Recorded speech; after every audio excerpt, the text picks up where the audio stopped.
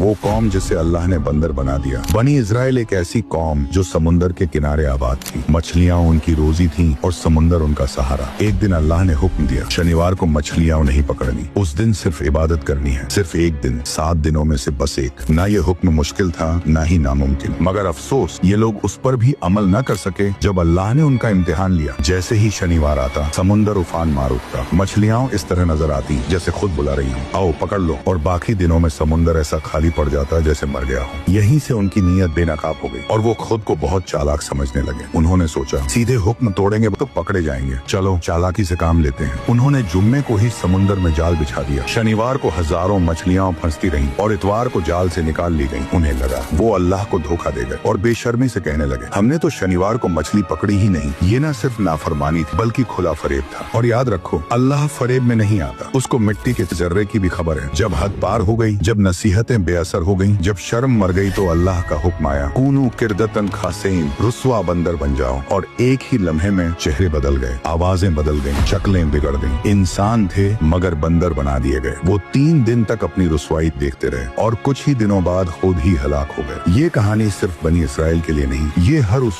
शख्स के लिए है जो अल्लाह के हुक्म को कानूनी रास्ता निकाल कर तोड़ता है। याद रखो, अल्लाह को धोखा नहीं दिया जा सकता। बेशक मेरा रब हर चीज पर कादिर है। वीडियो अगर पसंद आई तो लाइक और सब्सक्राइब जरूर करें।